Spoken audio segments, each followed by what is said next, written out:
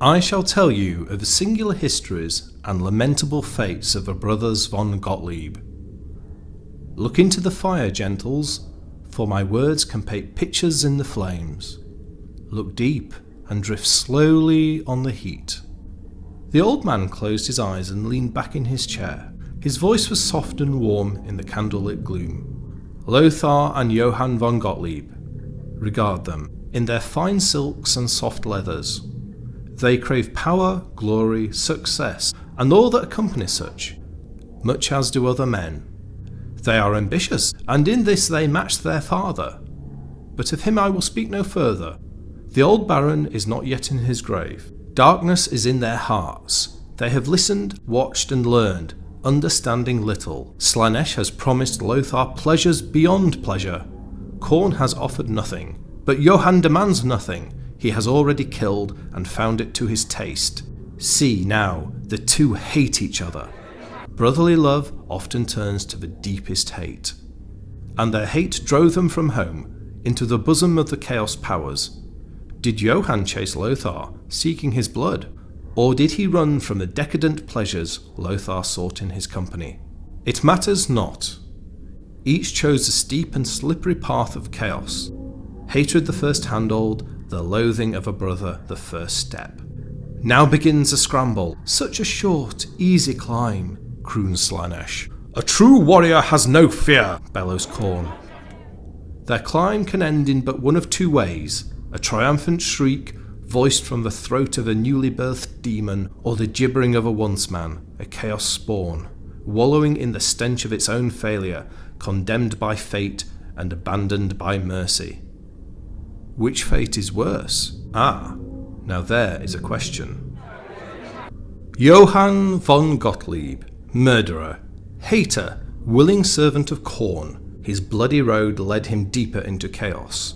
He was unwise when he first killed, and with each killing his folly grew. Each death marked him as Khorne's own, each drop of blood raised him in Khorne's sight. But it was his last killing as a true man that marked him out.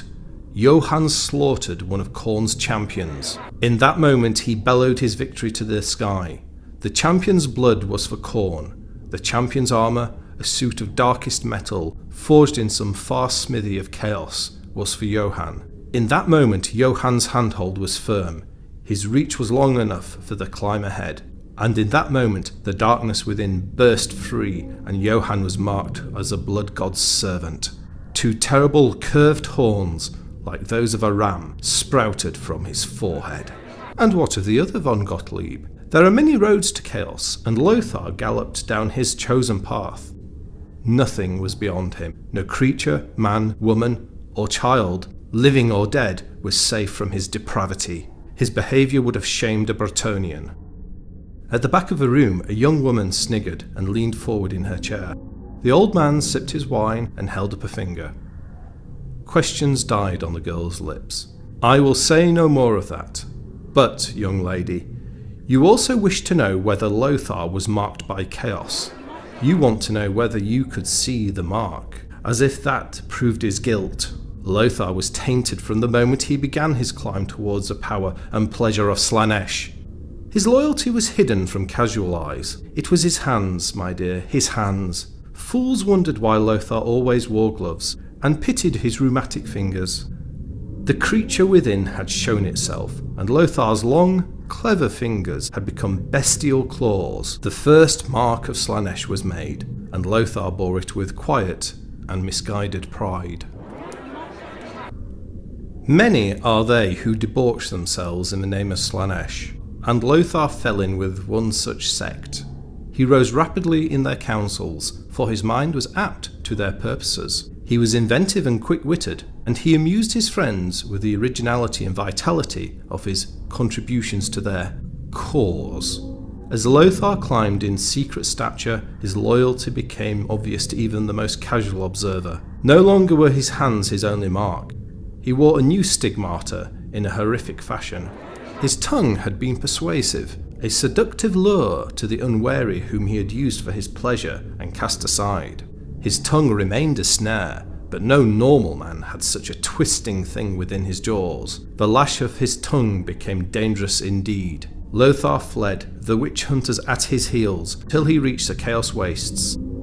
Already a champion in the cause of Slaanesh, he turned and killed his pursuers and cursed forever the lands of his birth. Free to wander and despoil, he embraced Slaanesh with renewed vigour. The fire spluttered and flared as its resinous wood burned and popped. Horned and winged shadows danced behind the old man as he continued his tale. Johann's way was ever upwards in the favour of Khorne. His ruthless course was marked in blood and skulls, blood for his god, and the skulls piled high on the battlefields and harsh meadows of chaos. Death had no rest with Johann's work. As thought and reason slipped away from him, Johann burned with a hate for all those too weak to take the warrior's path. It gnawed at his heart and found expression in the changes it wrought on the once man. There had been a young Johann, proud of his looks. Now there was Johann the Beast. His face had been handsome. Now it was the snarling muzzle of a hunting dog. Johann's face matched his nature perfectly. He had become a hunter of men, and he was, in deed and thought, no longer a true man. Only the outer shell remained, for within he was Khorne's creature. Blood and slaughter had gained the blood god's favour for Johann, and further blood kept Khorne's approval. And as Johann grew in power and climbed still higher, his position among Khorne's chosen was distinguished in new ways. The higher Johann climbed in power, the mightier his reach and the more savage his behaviour became. Ever and anon, the weakest of his warband hesitated at his callousness, and were counted among the dead for their squeamishness. And as his triumphant progress continued, Johann lost the vestiges of his human form. No more could he be seen as a man. An extra pair of arms sprang from his shoulders. His unearthly armour, forged from the stuff of chaos, writhed and changed of its own accord to match his new frame, and in doing so became ever more intricate and elaborate. The other Von Gottlieb had achieved much. In a secret ritual Lothar had, for his devotion to Slaanesh, been granted armour of his own. It was fashioned from pale feathers, perhaps the magical skins of chaos creatures, but its appearance was deceptive. It formally marked him as one of Slaanesh's chosen champions, a despoiler and taker of pleasure. His status was equal to that of Johann, his brother and hated enemy. Though hatred had become almost forgotten baggage from the past, he did not think often of his past, for remembrance of what he had been brought realization of what he had become. For by no means all of the infections of Slaanesh are taints of the spirit. Lothar's flesh was prey to the warpings and mutations of his calling, and as his chosen power rewarded him, his condition preyed upon his thoughts, diverting Lothar from the pleasures to hand. Johann had no diversions. Thought was driven from his mind in a welter of gore and destruction, a curse of weaklings and the disloyal. His path was sure, and his climb awash with the blood of those he had slain in Khorne's name. He had scaled the heights of devotion to the blood god, and yet his journey was not over. In his still mortal hand he clutched a demon blade, a creature of darkness forged anew and given terrible shape with a keen, blood-hungry edge. Its clawed hilts and pommel grasped at Johann's loyalty and held it steady. Armed and armoured in Khorne's colours, and in a fashion pleasing to himself, it had been a long time since Johann could have passed as an ordinary man. And yet, through Khorne's power, he could appear as mundane as any normal man. His appearance itself could deceive and trick, sowing uncertainty amongst his enemies. In that moment of doubt, Johann could throw aside his mask, much as a mummer at the end of a play, and, in an instant of doubt, strike. The old man paused and stared into the fire for a moment.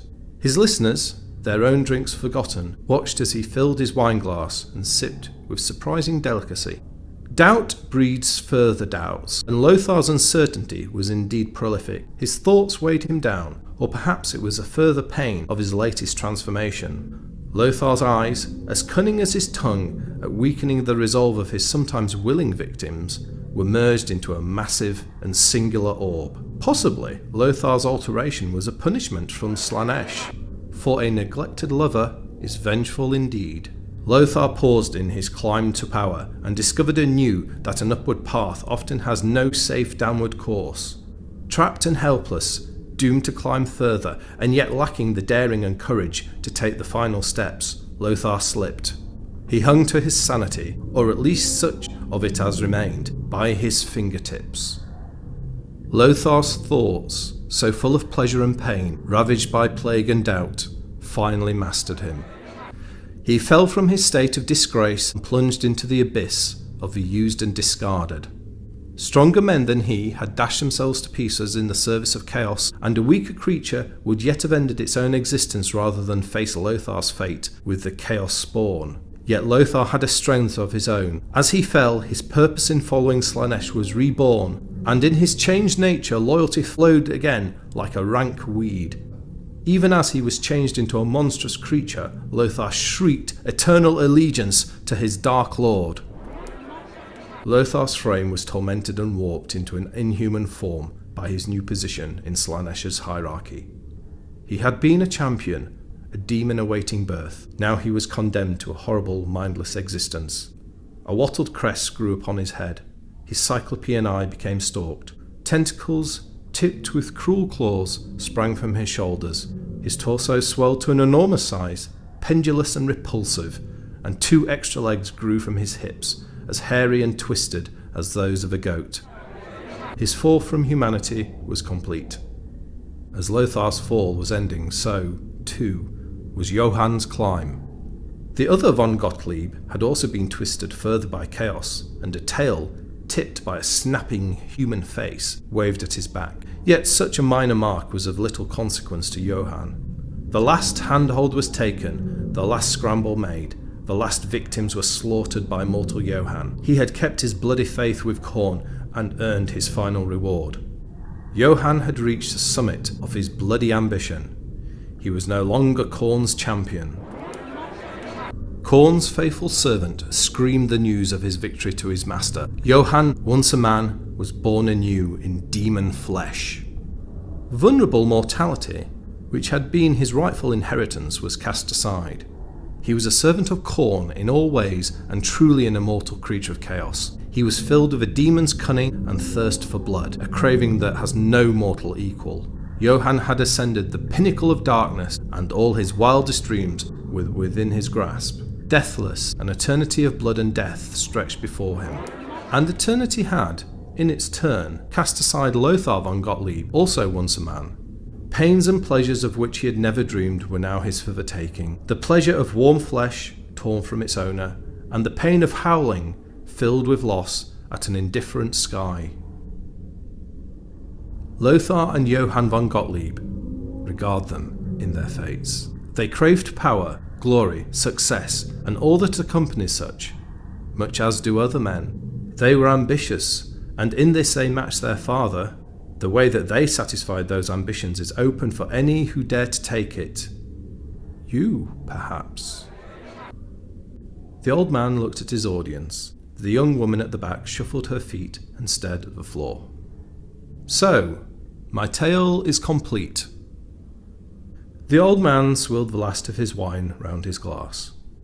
It was a deep, dark red in the light from the fire. And how, you may ask, do I know so much of Lothar and Johann von Gottlieb? Think of this. Lothar, the decadent and depraved fool, runs with the spawn. And I tell tales to the unwary.